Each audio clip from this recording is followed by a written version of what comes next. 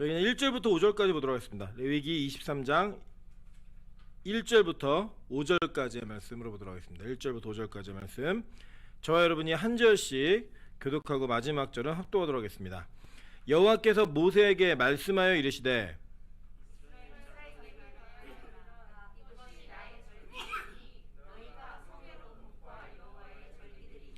엿새 동안은 일할 것이요 일곱째 날은 쉴 안식일이니 성회의 날이라. 너희는 아무 일도 하지 말라. 이는 너희가 거주하는 각처에서 지킬 여호와의 안식일이니라.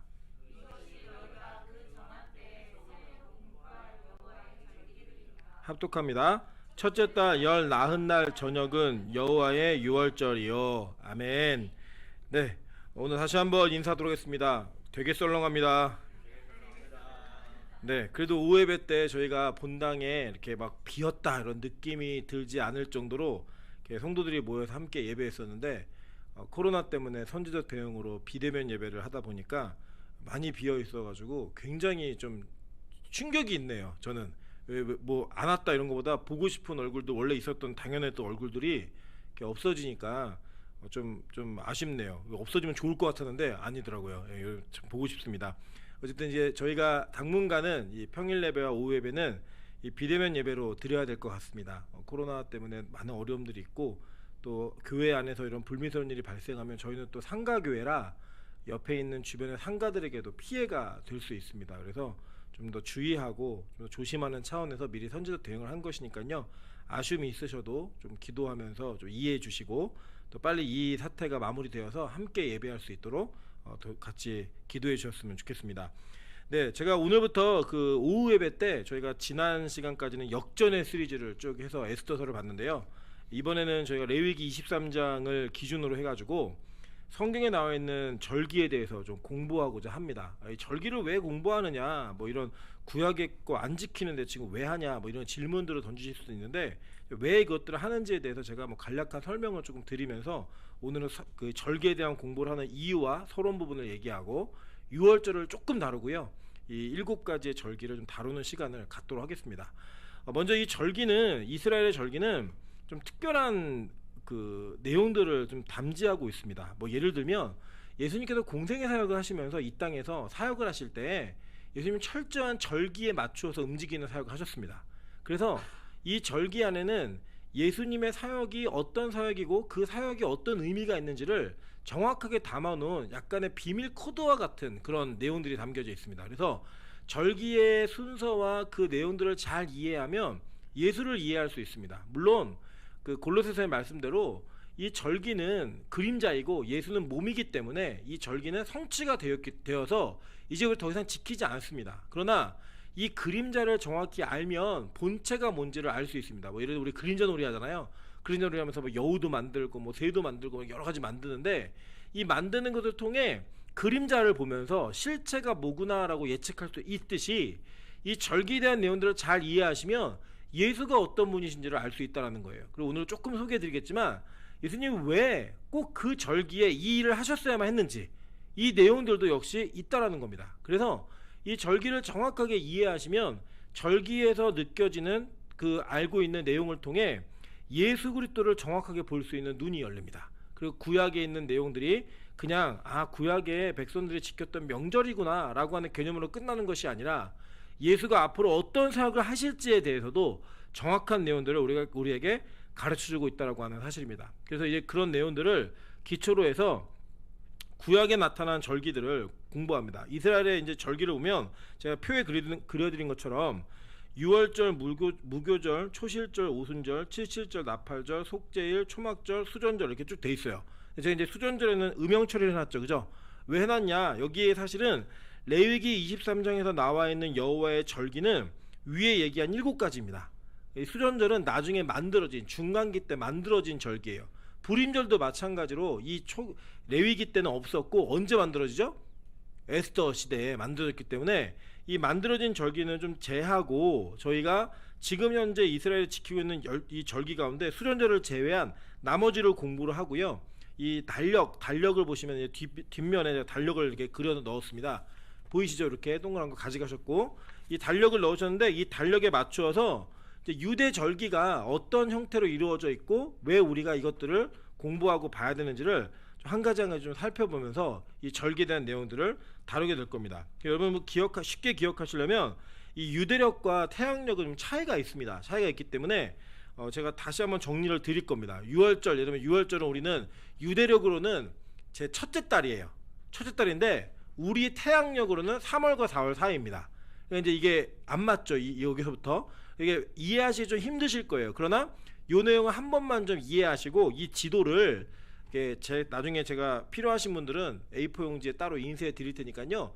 그 성경책에 넣고 다니시면서 절기에 대한 내용이 나오면 그거 딱 펴보시면 아 이게 뭐구나라고 아실 수 있을 만큼 저희가 절기에 대한 내용들을 같이 한번 공부하는 시간을 갖겠습니다.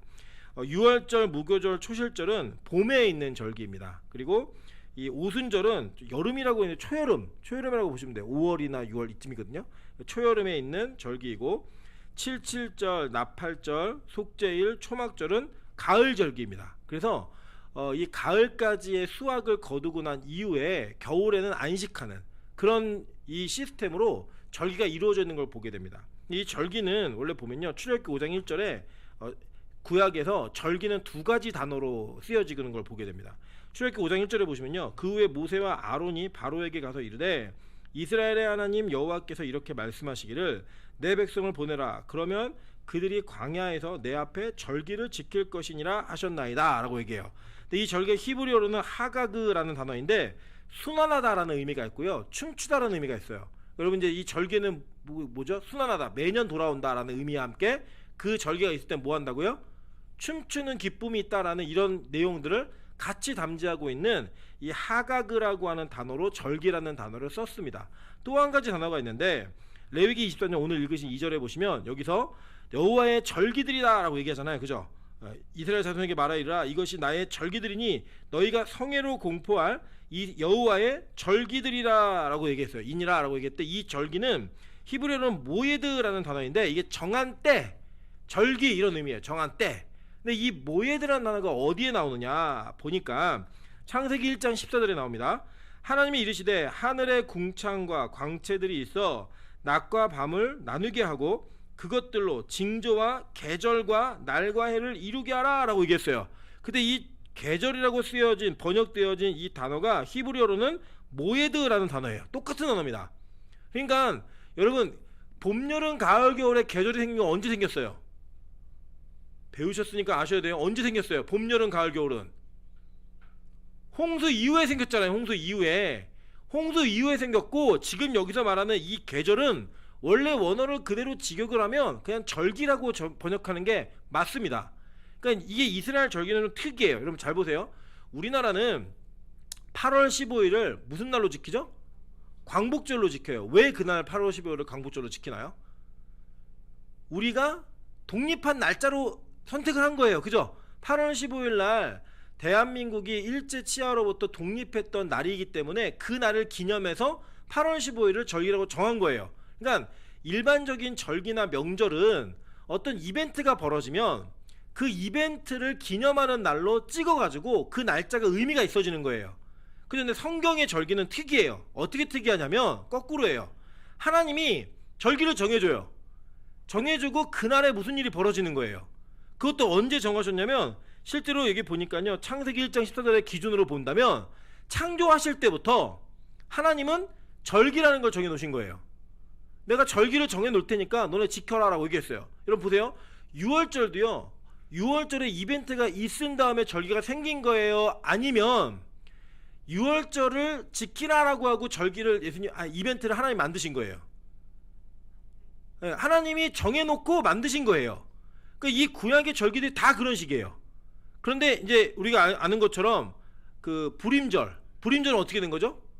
아까 우리 광복절처럼 어떤 이벤트가 생겨서 인간이 만들어진 절기, 그 절기하고 구분하는 거예요. 그래서 이 레위기 23장에 나와 있는 절기들은 다 하나님이 미리 정해놓으신 절기예요. 그리고 이 정해놓으신 절기에 아주 특이한 이벤트들이 생겨요. 네. 그래서 이 절기를 잘 공부하다 보면은 앞으로 어떤 일이 생길지도 알 수 있는 그런 근거들이 되어집니다. 절기 재밌겠죠? 네, 되게 이게 한 분만 대답하셨어요. 여기 몇 분이 앉아 계신데 절기 재밌습니다. 재밌어가지고 저는 개인적으로 이 절기 공부를 하면서 되게 신기했어요. 이게 성경 진짜구나. 예수님 정말 진짜구나. 그러니까 예를 들면 초실절 이건 부활을 상징하거든요. 그러니까 이게 진짜구나. 뭐 이런 내용들을 느끼면서 너무 신기한 거예요. 야, 이 구약이 신약과 이렇게 절묘하게 탁탁 맞아 들어가는구나. 이거를요 유대인들은 다 알았어요. 유대인들 다 알았기 때문에 유대인들에게 굳이 이걸 설명할 이유가 없었던 거예요. 근데 우리는 유대인이 아니어서 모르잖아요. 그러니까 예를 들면 이런 거예요. 예수님이 5월 5일 날 아이들을 보면서 예수님께서 천국에 들어갈 때는 아이들과 같아야지 들어갈 수 있다 이렇게 얘기하셨다. 그러면 의미가 있잖아요. 그런 식으로 예수님이 특정한 절기에 그런 말씀들을 하시면서 자기가 어떤 분이고 무엇을 위해 오셨고 어떤 사역을 하시는 거다라는 거를 계속 알려주셨어요. 계속. 그리고 성경의 구약의 많은 내용들은 이 절기에 행하는 일들을 이해해야지만 이게 이런 의미였구나 라고 이해할 수 있는 내용들이 있다는 겁니다. 오늘 이제 오늘부터 시작되는 절기가 이제 언제 끝날지 약속은 못 드립니다. 원래는 7개니까 7주에 끝나야 되는데 오늘만 해도 6월절 다 못하거든요. 재밌으시면 계속하고 재미없으면 빨리 끝내는 역사를 하나님 또 이루실 겁니다. 그래서 이 레위기 23장의 본문을 통해서 우리가 절기 7개를 배우면서 성경의 비밀을 하나 또 알아갈 수 있는 그런 시간이 됐으면 좋겠습니다. 보세요. 먼저 6월절인데 오늘 첫 번째로 온 게 6월절인데 6월절은 이스라엘 전체에서 제일 큰 절기예요. 그렇게 제일 큰 절기라고 이해하시면 돼요. 우리도 보통 우리나라의 큰 절기 그럼 뭐예요? 명절, 구정과 추석 이게 두 개를 제일 크게 보잖아요. 이런 것처럼 유대인들은 6월절을 가장 크게 봅니다. 가장 크게 봤던 이유가 뭐냐 보니까 출애굽기 12장 1절부터 2절에 여호와께서 애굽 땅에서 모세와 아론에게 일러 말씀하시되 이 달을 너희에게 달의 시작 곧 해의 첫 달이 되게 하고 라고 얘기했어요. 그러니까 뭐냐면 그 전까지는 유대인들이 자기들이 지키고 있었던 다른 시작의 날이 있었다는 거예요. 그런데 하나님이 야 오늘부터 이게 첫 달이야. 처음부터 시작이야. 그게 우리 태양력으로 따지면 3, 4월 중간쯤 되는 거예요. 그래서 하나님이 이날부터 첫 달을 시작해라 라고 해서 찍어준 달, 그 달이 뭐냐? 이게 아비벌이에요. 아비벌. 자, 근데 그날에 어떤 일이 있었냐면요. 한번 볼게요. 12장 12절을 보면 12절부터 14절까지입니다. 내가 그 밤에 애굽 땅에 두루다니며 사람이나 짐승을 막론하고 애굽 땅에 있는 모든 처음 난 것을 다 치고 애굽의 모든 신을 내가 심판하리라. 나는 여호와라. 내가 애굽 땅을 칠 때 그 피가 너희가 사는 집에 있어서 너희를 위하여 표적이 될지라. 내가 피를 볼 때 너희를 넘어가리니 재앙이 너희에게 내려 멸하지 아니하리라. 너희는 이 날을 기념하여 여호와의 절기를 삼아 영원한 규례로 대대로 지킬지니라 라고 얘기해요. 그죠? 그러니까 예수님 하나님께서 지금 이 6월절을 지키라고 얘기하면서 너 이제 이 날이 첫 달이고 이게 중요한 절기야 라고 얘기하면서 무슨 일을 할지를 말씀하셨어요. 그 내용이 뭐냐? 내용은 여러분 애굽에서의 10가지 재앙을 하실 때 이 10가지 재앙에서 첫 번째부터 9번째까지 재앙은요 사람의 생명을 직접적으로 거둬가거나 생명이 직접적으로 상하는 일이 있지 않았습니다. 그런데 이 10번째 절기인 장자의 심판에 있어서는 하나님이 그 장자를 심판하시면서 이 이스라엘의 백성과 애굽인들을 막론하고 누구든지 다 장자는 죽는 거예요. 그 전까지 한 가지 첫 번째 강의 재앙부터 이 마지막 흑암의 재앙까지는요 이스라엘에게 임하지 않았어요. 그러니까 뭐 미드라시 이런 데 보면은 임하지 않았고 성경의 도처에도 매번마다 기록한 건 아니지만 이 재앙이 임하지 않았다라는 것에 대해서는 이게 언지를 하고 있습니다. 언지를 주고 있어요. 그러니까 유대인들은 뭘 하지 않았어도 이게 무효했던 거예요. 그들에게는 흑암이 있어도 이스라엘 고센 땅에는 없었고 이 애굽인들에게만 있었어요. 그래서 여러분 그 금은보화를 어떻게 갖고 왔느냐, 어떻게 내놨느냐, 뭐 이거를 미드라시에 뭐라고 기록되어 있냐면 이 흑암 재앙 때 유대인들에게만은 빛이 있었다는 거예요.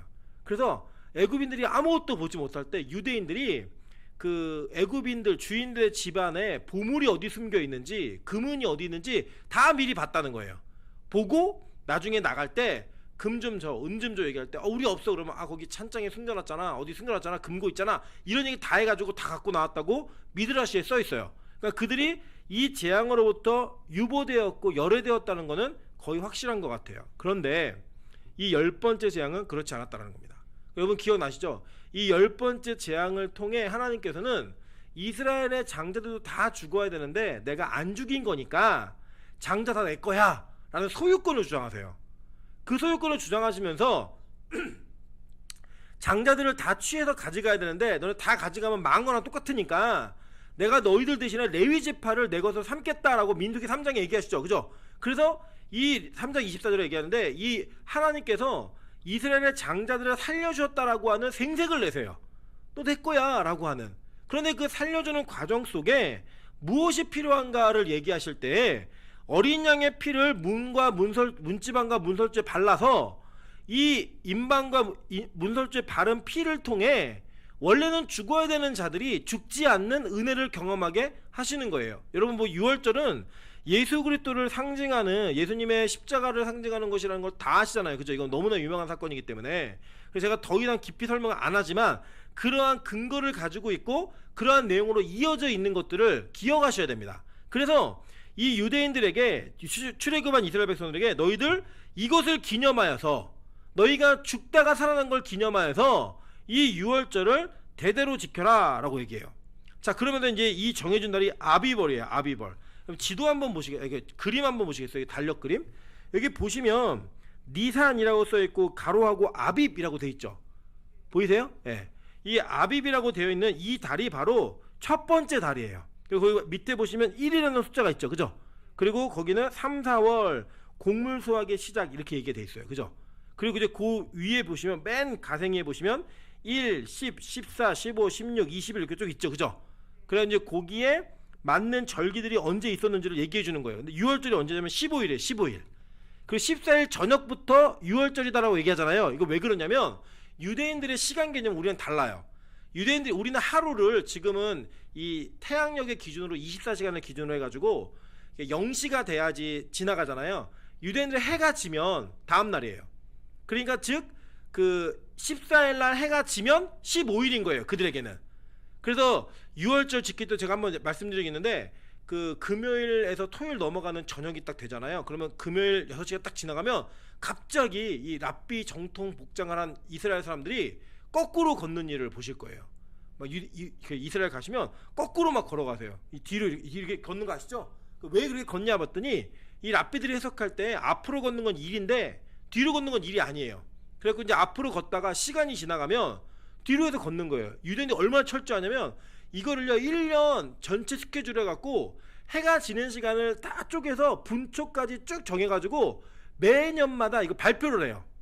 올해 안식일은 몇 시부터, 그러니까 15일 날은 몇 시부터, 뭐 그 22일 날은 몇 시부터 이거를 해 지는 시간을 다 계산해가지고 그 6월절을 지키고 있어요. 그러니까 즉 여기서 15일과 14일이라고 얘기하는 거는 유대력을 기준으로 하는 거예요. 그러니까 여기 오늘 성경 본문에 나와 있는 첫째 달 열나흘 날 저녁은 여호와의 유월절이요 라고 얘기하는 게 무슨 얘기인지 아시겠죠? 그러니까 15일이 된 거예요. 이제 저녁이 되면. 그리고 16일은 언제냐? 15일 저녁부터가 16일인 거예요. 그렇게 해서 유월절이 15일로 지켜지는 겁니다. 근데 이 아비벌이라고 하는 달이 무슨 의미가 있느냐 보면은 여러분 그 이스라엘의 수도가 어딘지 아세요? 이스라엘의 수도 예루살렘이라고 하지 마세요. 예. 텔아비브라고 하는 거예요. 이 텔아비브라고 하는 아비브의 그 단어가 이 아빕이라는 단어입니다. 근데 이게 무슨 뜻이냐면 보리 추수라는 뜻이에요. 보리 추수와 연관되어 있는 뜻이에요. 그래서 이 아빕이라는 날짜가 이 월이 보리 추수하고 연관이 있습니다.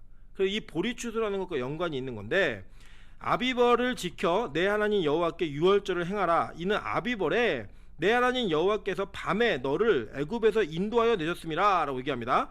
출애굽기 9장 31절부터 33절을 보시면 그때 보리는 이삭이 나왔고 사문꽃이 피었으므로 삼과 보리가 상하였으나 그러나 밀과 쌀보리는 자라지 아니한 고로 상하지 아니하였더라 라고 얘기하면서 출애굽할 때 그 시점에 무슨 일이 있었는가를 설명하면서 지금 유대 사람들이 이해할 수 있을 만한 환경적인 요소들을 넣어가지고 설명하고 있는 거예요. 그러니까 무슨 얘기인지 이해되시죠? 그 아비벌이라고 하는 그 날짜가 있었어요. 그런데 신기하게 이 에스더 3장 7절에 보시면 아하수에로 왕이 제 12년 첫째 달 곧 니산월에라고 얘기해요. 왜냐하면 하나님이 또 다른 성경에는 니산월에 유월절을 지키라고 얘기를 해요. 이게 이제 여러분 요건 좀 이해하셔야 됩니다. 좀 어려우셔도 요거는 좀 짚고 넘어가야 될 것 같아요. 여기 보시면 아까 니산 그리고 아빕 이렇게 돼 있었잖아요. 그죠? 그리고 그 뒤에 이열 둘째 달을 보시면 이야르하고 지브라고 돼 있죠. 가로하고. 그죠? 그리고 저기 좀 가다 보시면 7월 일곱째 달에 티슈리하고 에타님 돼 있고. 그죠? 그다음에 8월 달에도 마르에스반하고 불이라고 돼 있죠. 그죠? 자, 이게 왜 이렇게 돼 있냐면요. 지금 크게 고딕체로 쓰여진 글씨 있잖아요. 약간 파란 색깔 나는 글씨요. 이거는 그 2차 성전 시대, 즉 포로기 이후에 영향을 받고 난 다음에 바벨론과 페르시아의 영향을 받은 페르시아 역이에요. 그래서 지금 아하수에로가 썼던 페르시아 왕이었죠. 그죠? 그 페르시아 왕이 썼던 달의 절기와 유대인들이 썼던 달의 절기를 합쳐놓은 거예요. 근데 이게 좀 달라요. 왜 다르냐면요. 이걸 좀 이해하셔야 돼요. 유대인들의 유대력은요 1년이 365일이 아니라 345일이에요. 네. 아니 10일을 빼면 몇이죠? 54일. 죄송해요. 354일. 그러니까 태양력과 유대력은요 1년이 지나면 11일의 차이가 나요. 열 하루가. 그럼 3년이 지나면 몇 달의 차이 나는 거예요? 33일. 약 한 달의 차이가 나는 거죠. 그래서 유대력은요 3년마다 윤달이 들어가요. 여기 보시면 설명에 그 아다르라고 하는 12째 달이 있죠. 12번째 달. 거기에 위에 보시면 약간 그 1시 방향으로 11시 방향으로 필요에 따라 아다르월이 끝난 후에 29일을 더 추가해서 배아다르월을 마치 우리나라의 윤달처럼 지킬 수 있음 이렇게 돼 있죠. 그죠? 근데 무슨 의미냐면 이제 3년째, 6년째, 8년째, 11년째, 14년째, 17년째, 19년째 그 윤달을 넣어가지고 태양력과 맞추는 거예요. 이해되셨죠? 그래서 이제 창세기에 1년 동안이라고 하면 그게 365일이 아니에요. 예, 계산을 정확히 하면 그게 며칠이라면 11일을 빼야 돼요. 55일. 맞나요? 54일. 예, 54일. 354일. 그게 1년인 거예요. 1년 주기. 그 달을 계속 넣는 거예요. 그러다 보니까 유대력으로 아비벌만 지키다 보면은 어떠한 연도에는 이 추수 시기가 안 맞는 시점에 그 유월절을 지켜야 되는 거예요.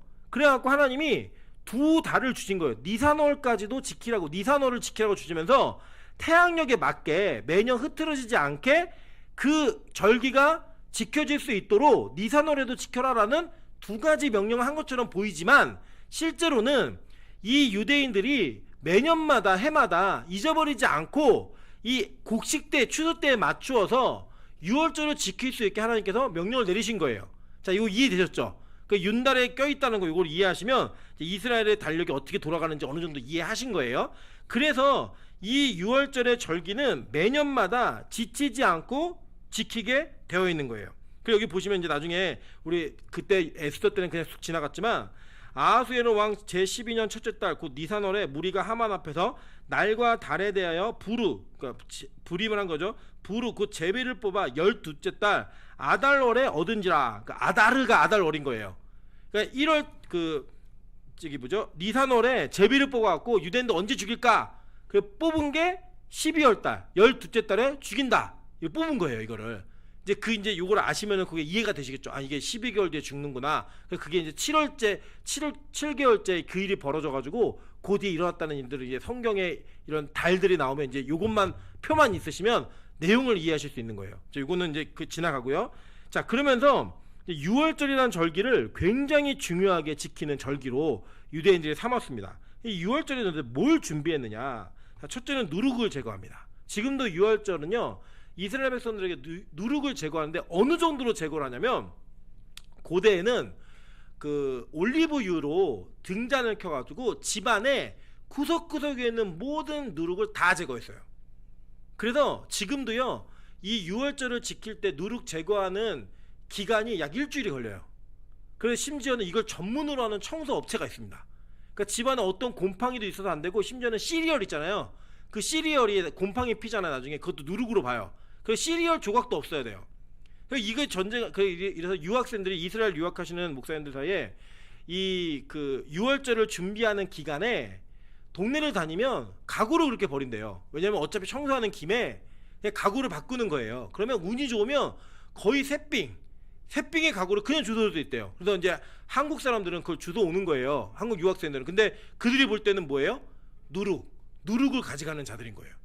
자꾸 막 핍박하고 또 제가 이제 간증 들은 거 어떤 선교사님이 오징어가 너무 먹고 싶어가지고 오징어를 비닐에 싸고 랩으로 싸고 돌들도 싸가지고 가지고 갔는데 그 아파트에서 난리가 났다. 이상한 냄새가 난다고. 결국은 그 오징어를 들켜가지고 굉장히 큰 창피를 당했다 이런 얘기하는데 못 먹는 음식이에요. 그 유대인들은 못 먹는 음식이라서 그걸 막 찾아다녀요. 먹는 애들은 이방인 개돼지 취급을 하는 거예요. 그 삼겹살 집도 그게 원래는 안 되는데요. 우리 한국 사람들이 얼마나 멋있냐면 그 이스라엘에서 유리창에다가 철장을 해놓고 삼겹살집을 운영을 해요. 대단한 사람들이죠, 그죠? 예. 그 운영을 합니다. 그래서 진짜로 이제 유대인들 어느 정도 지키냐면 피자헛 같은 데 가시면은 그 고기와 우유로 같이 삶지 말라고 얘기해요. 왜냐면은 이게 어미의 그 젖으로 새끼를 삶을 수도 있기 때문에 그렇게 하지 말라고 얘기하거든요. 그래서 거기는 토핑을 할 때 치즈하고 고기 같이 못 넣어요. 그래갖고 이제 피자를 먹으면 피자를 헛 먹은 것 같은 느낌이 든대요. 뭐 토핑 하나 중요한 게 제일 중요한 건 고기하고 우리 민정집사가 알면 분노할 일이죠. 피자에 고기가 빠졌어 말고 뭐 화낼 일인데 이 그걸 빼가지고 하는 그런 적을 다 지키니까 철저하게 지금도 지켜요. 지금도. 그 지키는 유월절에 누룩을 제거하는데 자 이게 이제 어디도 있냐면요. 예수님께서 누가복음 22장 7절부터 8절 이렇게 얘기하세요. 유월절 양을 잡을 무교절 날이 이른지라 예수께서 베드로와 요한을 보내시며 이르시되 가서 우리를 위하여 유월절을 준비하여 우리로 먹게 하라 라고 얘기해요. 준비하라는 얘기를 예수님께서 하셨어요. 그죠? 근데 이 유월절의 준비의 의미가 그 뒤에 십자가 연결되어 있는 다음 주에 배우실 건데 그 내용이 있기 때문에 준비하라고 하는 건데 표면적으로는 그 당시에 지키고 있는 유월절을 그대로 지키라고 얘기하는 내용이 나오고 있는 거예요. 그죠? 그러면 중요한 저기였어요. 출애굽기 12장 39절에 보면 그들이 애굽으로부터 가지고 나온 발교되지 못한 반죽으로 무교병을 구웠으니 이게 뭐냐면 그 이스트 그 밀가루에다가 그 이스트죠? 이스트라고 그러나요? 그 지금도? 네, 이스트를 넣어가지고 발효시켜서 구워야 빵이 맛있어요. 그러자면 빵이 하나도 맛이 없어요. 그리고 원래는 이 우리 교회도 성찬을 할 때 원래 이 구약적인 내용들을 의미를 이렇게 한다면 카스테라 이렇게 이스트 넣은 거 갖고 하면 안 돼요. 그냥 아무것도 없는 밀가루 그냥 구워가지고 그냥 먹는 건데 제가 가서 먹어봤잖아요. 진짜 맛이 없어요. 네. 맛이 없는데 이게 뭘 상징하냐면 급하게 나오는 것과 그리고 오염되지 않은 그러니까 성경에서 누룩을 좋게 얘기하는 건 딱 한 번이에요. 천국은 누룩과 같으니 딱 한 번이고 나머지 누룩은 다 부정적이에요. 그 부정적인 내용을 얘기하면서 이 누룩에 대한 것들을 찾아내서 제거하는 일을 유월절에서 너무나 중요하게 얘기합니다. 그래서 어느 정도냐면 구약시대 전기가 없을 때는 그 등불을 켜서 구석구석을 다 찾아야 돼요. 올리브유를. 그래서 그 당시에 올리브유를 많이 저장해 놓고 누룩을 제거하는 열심히 했어요. 그래서 여러분 이걸 이해하시면 스바냐 1장 12절부터 13절이 이해가 되시는 거예요. 어떤 내용이냐?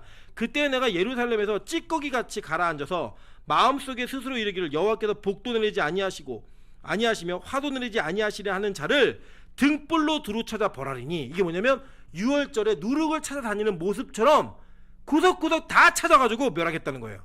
누구도 빼놓지 않고 내가 누룩 완전히 제거하듯이 절대 가만히 두지 않겠다 이 내용을 얘기하는 거예요. 그러니까 굉장히 두려운 선언이죠. 근데 우리는 이걸 그냥 두루 찾아 벌하는 거 되게 이게 쉽게 찾아내는 거 이게 아니라 엄밀한 찾음 그걸 통해 이 내용들을 정리하시겠다는 거예요. 그들이 재물에 노예게 되며 그들의 집이 황폐할 것이라. 그들이 집을 건축하나 거기에 살지 못하며 포도원을 갖거나 그 포도주를 마시지 못하리라. 그게 죽이겠다는 거예요. 무서운 얘기죠, 그죠? 이런 내용들은 스바냐를 읽었던 유대인들은 아는 거예요. 하나님이 이렇게 죄를 특히 하나님이 복도 내지 않고 화도 내지 않고 아무것도 안 하시는구나 이렇게 얘기하는 자들을 반드시 찾아내어서 절대 가만히 두지 않는구나 이걸 느끼는 거예요. 읽으면서. 자, 마가복음 14장 1절부터 3절입니다. 잘 보세요. 이틀이 지나면 유월절과 무교절이라 대제사장들과 서기관들이 예수를 흉계로 잡아 죽일 방도를 구하며 이르되 밀란이 날까노니 명절에는 하지 말자 하더라 라고 얘기해요. 그러니까 유월절이 가까우니까 이거 하지 말자는 거예요. 왜냐면 유월절하고 무교절 붙어있거든요. 하지 말자라고 얘기했어요. 그랬더니 이때 예수님은 뭘 하셨냐. 예수께서 배단이 나병 환자 시몬의 집에서 식사하실 때 한 여자가 매우 값진 향유 곧 순전한 나드 한 옥합을 가지고 와서 그 옥합을 깨뜨려 예수의 머리에 부으니 라고 얘기해요. 그죠? 자, 그러면서 여기 뭐가 나오는 거냐면 나병 환자라고 하는 피부에 누룩이 핀 자들인 거예요. 이 피부에 누룩이 핀 자를 누룩을 제거하는 기간에 예수님께서 죄의 누룩이 있는 그 나병 환자에게 찾아가셔서 나드 기름을 자기 머리에 부음받는 그 장면 속에서 이를 고치는 장면을 통해 누룩을 제거했던 이 유대의 명절의 그 이미지가 그대로 사람의 누룩을 제거하는, 이 사람의 죄악을 해결하는 그 메시아로서 이 땅에 오셨다는 것을 얘기해 주는 거예요. 이해되시죠? 그러니까 이거 하나 예수님이 의도적으로 이 날에 베다니의 나병 환자 집에 가는 거예요. 그 시몬의 집에 가서 식사를 같이 하면서 여자에게 나들을 기름 받는 걸 얘기하는 거예요. 그러니까 이걸 보면서 예수님이 그러잖아요. 이 복음이 가는 곳에 이 여자의 일을 다 기록하라 얘기한 게 그게 뭐 얼마나 대단한 일이라고. 그게 아니라 죄를 사하러 오신, 죄를 해결하러 오신 예수 그리스도의 사명과 사역이 무엇인지를 이 여자를 통해 이미지로 증명이 되고 있는 거예요. 지금 무슨 말인지 이해되시죠? 이게 그렇게 예수님께서는 이런 일들을 하셨다라는 거예요. 자, 그리고 유월절 준비 중에 하나 또 뭐냐면요, 붉은 암송아지 제를 만들었어요. 자, 이거는 그 유대인들의 기록에 의하면 50년에서 60년 사이에 단 한 번씩만 했어요. 그래서 총 여태까지 역사의 기록에 남아있는 거는 12회, 12회를 했어요. 이 레시피가 뭐냐면 이 민수기 19장 2절부터 10절인데, 여호와께서 명령하시는 법의 율례를 이제 이르노니 이스라엘 자손에게 일러서 온전하여 흠이 없고 아직 멍에를 매지 않는 붉은 암송아지를 내게로 끌어오게 하고 너는 그것을 제사장 엘르아살에게 줄 것이요 그는 그것을 진영 밖으로 끌어내어서 자기 목전에서 잡게 할 것이며 제사장 엘르아살은 손가락에 그 피를 찍고 그 피를 회막 앞에 향하여 7번 뿌리고 그 암소를 자기 목전에서 불사르게 하되 그 가죽과 고기와 피와 똥을 불사르게 하고 동시에 제사장은 백향목과 우슬초와 홍색지를 가져다가 암송아지를 사르는 불 가운데 던질 것이며 제사장은 자기 옷을 빨고 물로 몸을 부은 후에 씻은 후 진영에 들어갈 것이라. 그는 저녁까지 부정하리라. 송아지를 사른 자도 자기의 옷을 물로 빨고 물로 그 몸을 씻을 것이라. 그도 저녁까지 부정하리라 라고 얘기해요. 그럼 보면 뒤에 보시면 이에 정결한 자가 암송아지의 죄를 거두어 진영 밖에 정한 곳에 둘지니 이것은 이스라엘 자손 회중을 위하여 간직하였다가 부정을 씻는 물을 위해 간직할지니 그것은 속죄제니라. 암송아지의 죄를 거둔 자도 자기의 옷을 빨 것이며 저녁까지 부정하리라. 이는 이스라엘 자손과 그 중에 거류하는 외인에게 영원한 율례니라 라고 얘기해요. 그러니까 즉 이 붉은 암송아지를 태운 재를 가지고 물을 만들었는데 이 만든 물이 사람을 정하게 하는 데 쓰였다는 거예요. 그래서 이 당시에는 어떤 게 있었냐면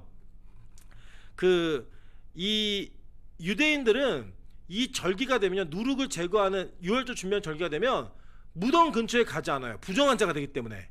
그런데 이 모르고 부정한 자가 될 수밖에 없는 그 길을 잘못 듣든지 표식을 보지 못해가고 지나갈 때가 있잖아요. 그럼 지나가면은 이 우슬초를 가지고 물을 적셔가지고 그 우슬초로 이 사람 몸에 뿌리는 거예요. 이게 정결해지는 거예요. 원래 일주일 동안에 정결함을 이루어야 되는데 급하잖아. 유월절이 바로 코앞에 있으니까 그 빨리 정결하게 되는 속성 정결법으로서 이 암송아지 제를 갖다 쓰는 거예요. 그리고 히브리서 이걸 얘기합니다. 히브리서 9장 13절 14절을 보시면 염소와 황소의 피와 및 암송아지의 제를 부정한 자에게 뿌려 그 육체를 정결하게 하여 거룩하게 하거든 하물며 성령으로 말미암아 흠없는 자기를 하나님께 드린 그리스도의 피가 어찌 너희의 양심을 죽은 행실에서 깨끗하게 하고 살아계신 하나님을 섬기게 하지 못하겠느냐라고 얘기하는 거예요. 그러니까 즉 이게 뭐냐면요, 우리 이런 거죠. 우리 보통 뭘 씻다가 하얀 거에 뭐 묻었는데 빨도 하도 안 빨리면 엄마들이 뭐라 그러죠? 유한낙스 버 이렇게 하잖아요.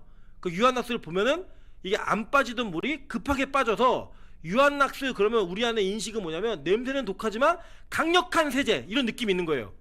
퐁퐁 오려도 안 되는 거는 유한낙스로 하면 된다 이런 느낌이 있는 것처럼 이 당시에 이 암송아지의 죄를 부정한 자에게 뿌리면 유한낙스를 뿌린 것처럼 급속으로 그의 정결함이 이루어지는 거예요.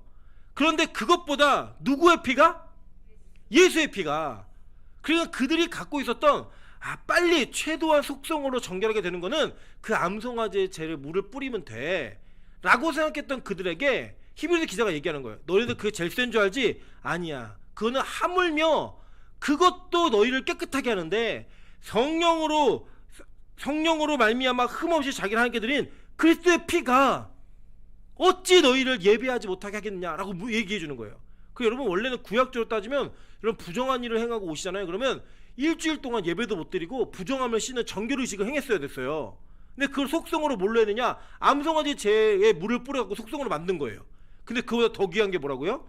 예수님의 피. 그래서 여러분이 매번 죄를 짓고도 예배를 드려 오시는 거예요. 밥 먹으면서도 죄를 지셨잖아요, 그죠? 더 많이 먹는 것 같고 누군가, 그죠? 내 걸 뺏어 먹는 것 같고 이러면서 막 죄를 지은 그 죄를 가지고도 또 오는 거예요. 왜? 이 예수의 피는 그보다 훨씬 더 우리를 속성으로 단번에 깨끗하게 하시는 피이기 때문에 그걸 얘기해 주는 거예요. 그러니까 우리는 모르지만 이 히브리서를 읽었던 유대인들에게 감격인 거예요. 와, 유한낙스가 제일 센 절에 더 센 세제가 있어? 주부들이 감동하는 것처럼 이 암송아지의 죄를 뿌려가지고 깨끗하게 만드는 게 제일 빠른 건 줄 알았더니 예수의 피는 더 능력이 있네? 이걸 경험하게 되는 거죠. 그 감격이 있는 거예요. 그러니까 절기는 아는 사람만 느끼는 감동이었다는 거예요. 그래서 시편 51편 7절에 이 다윗이 그 밧세바의 범죄 이후에 그가 기도하면서 한 내용이 뭐였어요? 우슬초로 나를 정결하게 하소서, 내가 정하리이다. 나의 죄를 씻어주소서, 내가 눈보다 희일이다. 이 고백이 바로 이 암송아지의 물에 그 암송아지를 태워서 남긴 물, 그 물을 가지고 했던 일인 거예요. 그 우슬초를 그래도 얘기하는 겁니다. 보시는 바와 같이 이 우슬초로 뿌리는 물보다 더 예수의 피가 감격이 있다, 이런 얘기를 해주고 있는 거예요. 자, 그리고 유월절 준비 세 번째 뭐였냐? 양을 잡았어요. 양을. 출애굽기 12장 3절에 보면 너희는 이스라엘 온 회중에게 말하여 이르라 이달 열흘에 너희 각자가 어린 양을 잡을지니 각 가족대로 그 식구를 위하여 어린 양을 취하되. 즉 지금도 그렇지만요, 양은 난지 8일째부터 1년 이하의 양들을 썼습니다. 8개월째라고 얘기하는 사람도 있는데 뭐 어쨌든 그 어린 양을 썼어요. 양을 쓰는데 그 한 마리를 잡으면 최소 10명에서 최대 20명까지 먹을 수 있어요. 그래서 그 양을 자기의 가족의 숫자대로 잡는 거예요. 어린 양을. 그 잡아가지고 이 어린 양을 취하는 게 유월절을 준비하는 과정이었어요. 그러니까 즉 이거는 뭐냐면 열흘에 하는 거니까 15일째부터가 유월절이잖아요. 그 유월절이고 14일날 밤에 잡는 거예요. 양을 잡아가지고 그 유월절을 지키는 어린 양을 취하라고 얘기합니다. 그래서 이 세례 요한이 예수님을 보면서 뭐라고 했죠? 세상죄를 지고 가는 어린 양이다 라는 표현을 했을 때 나중에 그 어린 양이 유월절 전날 죽임을 당함으로 말미암아 이 구약에 나타난 유월절에 예수가 표상되어져 있는, 예수가 모형으로 나타나고 있는 그 내용이라는 것을 다 알게 된 거예요. 다 유대인들은. 그 예를 들면 뭐 우리 가운데 뭐 그런 사람 있죠. 갑자기 바다에 가서 거북선 모양 만들어 갖고 거북선 띄었다. 그 누굴 상징하는 거예요? 이 사람은 이순신을 모형으로 해서 그 실체가 이루어지는 것처럼 이 예수님의 그 유월절의 죽으심, 십자가에 달려 돌아가시는 그 장면은 유대인들이 계속 지켜왔던 유월절의 절기를 준비하는 것 가운데 반드시 필요한 과정이었음을 성경은 얘기하게 주고 있는 거예요. 이해되시죠? 무슨 말인지. 나중에 이게 성만찬하고도 이어집니다. 제가 이제 그건 다음 시간에 또 알려드릴게요. 그래서 히브리서 7장 11절을 보시면 레위 계통의 제사직분으로 말미암아 온전함을 얻을 수 있으면 백성이 그 아래에서 율법을 받았으니 어찌하여 아론의 반차를 따르지 않고 멜기세덱의 반차를 따르는 다른 한 제사장을 세울 필요가 있느냐라고 물어요. 자, 이게 무슨 뜻이냐면 이런 겁니다. 지금 여러분 유월절을 준비하라고 하면서 하나님이 말씀하셨던 출애굽기 12장은 율법이 주어지기 전이에요, 후예요? 자, 율법은 언제 주어졌어요? 시내산에서 출애굽하고 난 다음에 2개월 뒤에 시내에 도착했을 때 율법이 주어졌죠. 그죠? 그럼 출애굽이 먼저예요, 율법이 먼저예요? 출애굽이 먼저잖아요. 그러니까 즉 이 12장에 지금 유월절에 관련된 이야기를 쭉 해주고 있는 모든 내용은 율법이 있기 전이다, 후다? 전이다. 그죠? 전에 있는 절기를 정해준 거예요. 그리고 그 전에 있었던 그 어린 양의 피가 예수 그리스도를 상징하는 그 상징이 되어서 나중에 예수 그리스도의 실체가 오셨을 때 율법보다 더 앞선 은혜의 통로가 되는 거예요. 이해되시죠? 무슨 말인지. 그래서 의도적으로 하나님께서는 이 유월절을 율법에 명기해 놓기 전에 그들 이스라엘 백성들로 말미암아 지키게 하셨던 거예요. 그 이후에 있는 모든 절기들은요, 다른 절기들은 그 율법 안에서 기록되어짐으로 말미암아 지키게 된 법들이 대부분이에요. 그런데 이 유월절만큼은 이 율법이 주어지기 전에 하나님이 지정해서 정해놓은 절기였다고요. 그리고 그 절기의 핵심이었던 어린 양, 예수를 상징하는 거고, 그 예수는 율법 이전에 계셨던 분이고 율법보다 더 앞선 분이라는 거예요. 그래서 히브리서 기자가 이 얘기를 하는 거예요. 예수는 유다 지파다, 레위 지파 아니다. 그런데 그가 왜 대제사장이 될 수 있는지 아니? 그 대제사장인 예수 그리스도는 레위가 제사장이 되기 이전부터 그러니까 레위의 아들들이 그 허리에 있을 때, 그러니까 레위의 자손들 아론의 반차를 따는 레위 지파 자손들이 태어나기 전부터 이미 멜기세덱은 제사장이었다. 그리고 그 멜기세덱의 반차를 쫓아 다윗과 예수 그리스도 이어지는 대제사장의 계보가 따로 있는데 이 대제사장의 계보가 훨씬 높다. 이게 하는 거예요. 이해되시죠? 이게 무슨 말인지. 그러니까 철저하게 예수라는 그 메시아가 이 땅에 오시기 전까지 하나님은 구약의 여러 가지 절기들과 사건들을 통하여 그 오시는 예수 그리스도가 어떤 위치와 어떤 권위를 가질지를 정확하게 성경에 기록해 놓고 우리에게 알려주셨다는 거예요. 이렇게 절기는 우리에게 예수가 어떤 분인지를 설명하는 아주 귀한 도구가 되는 겁니다. 사실은 6월절 좀 더 해야지 재밌는데 6월절 시간이 없어가지고 더는 못합니다. 절기가 이렇게 있기 때문에. 그러나 우린 다음 주에 또 만날 거니까 다음 주에 이 6월절 절기를 다시 한번 살펴보시면서 6월절에 이런 의미가 있었고 이게 진짜 우리에게 복이구나. 그리고 사실 여러분 대부분 6월절은 아세요. 사건을 정확히 기록해놨기 때문에. 근데 다른 명절들이 뭐 무교절, 초실절, 오순절, 칠칠절, 나팔절, 속죄일, 초막절 잘 모르세요. 그죠? 근데 잘 모르시는 이 절기들을 쭉 이어가시면서 이래서 복음이 진짜고 예수가 우리에게 약속되어진 메시아구나라는 것을 아실 수 있는 그런 시간의 즐거움을 누리시기를 주님의 이름으로 축원합니다. 네, 그래서 다음 시간에 우리 6월절 계속 배울 텐데 우리 찬양 하나 하고